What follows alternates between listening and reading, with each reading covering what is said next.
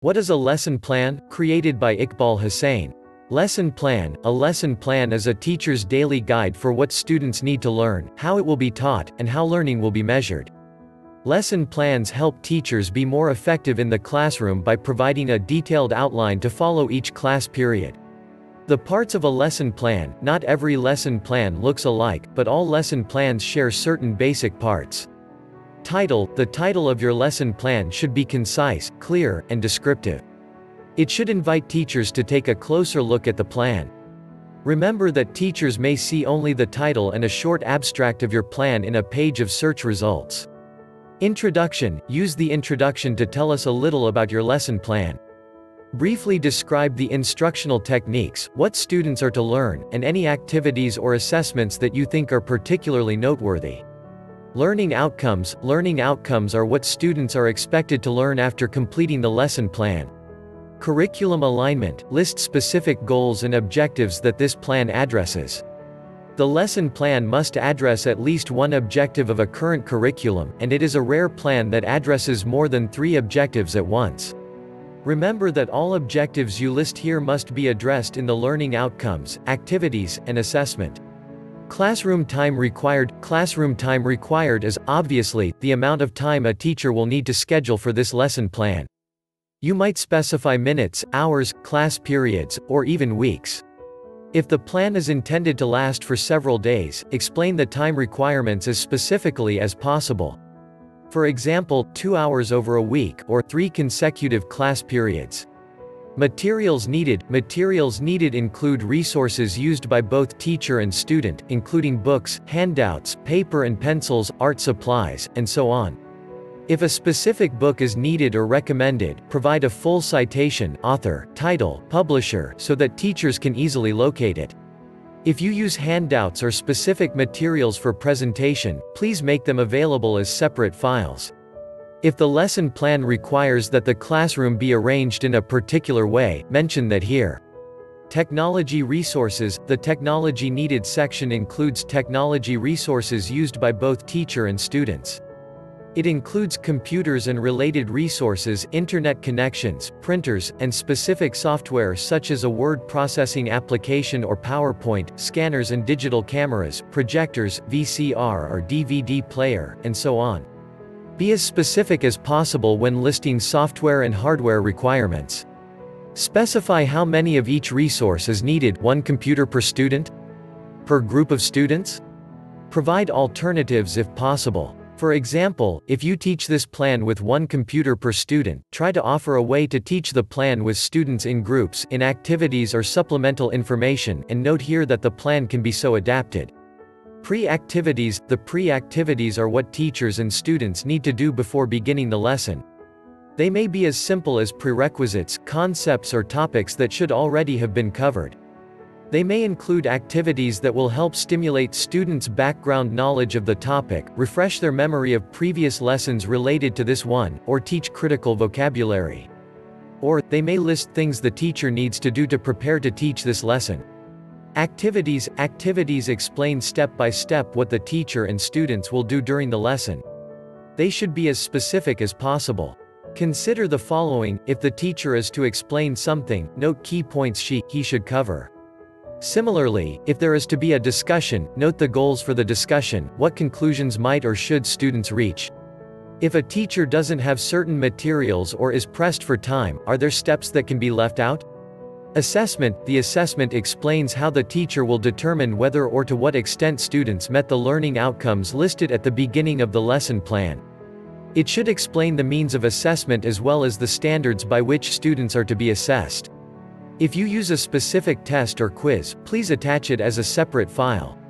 If assessment is oral, explain what words, ideas, or cues the teacher can use to evaluate student understanding.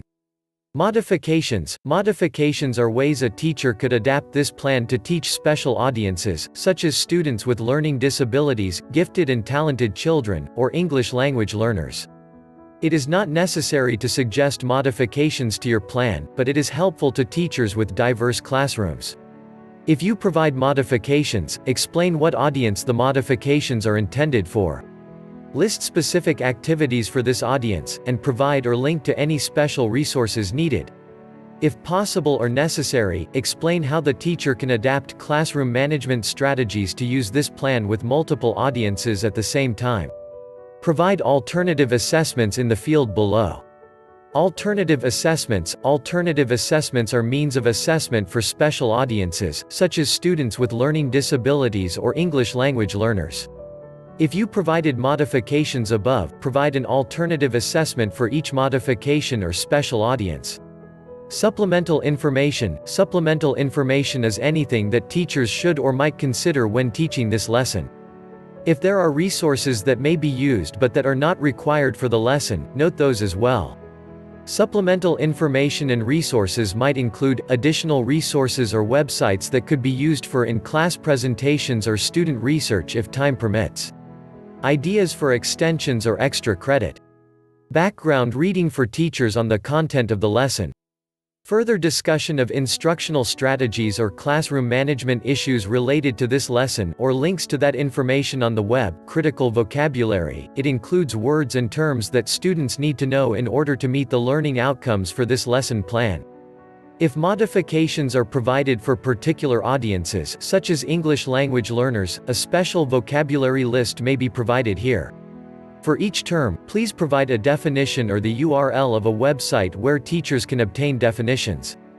Websites. Related websites are websites to be used by the teacher or students in the course of this lesson plan.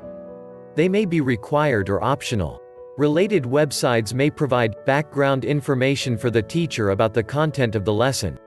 Reading material for students. Resources the teacher can use with students in the classroom, such as images or multimedia.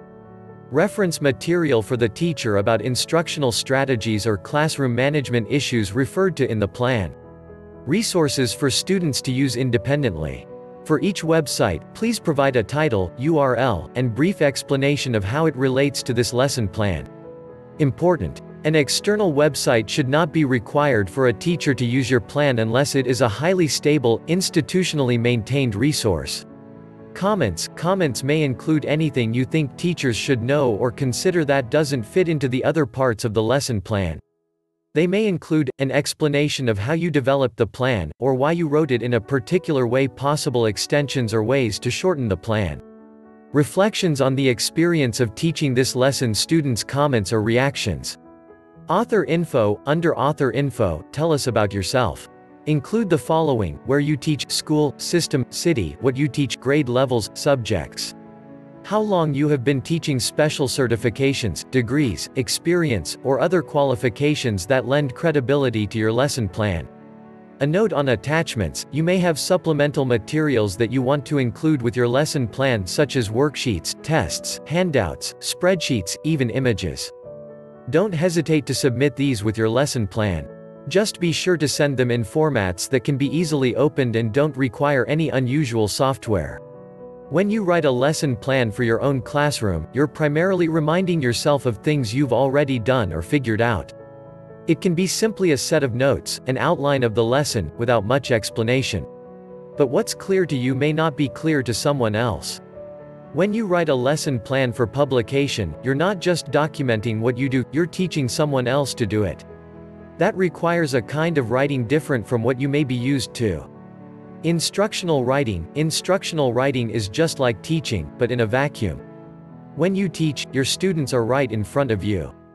You can tell by their facial expressions and body language whether they're engaged with what you're saying. They can ask questions, you can give them feedback, and you can assess their understanding of the material.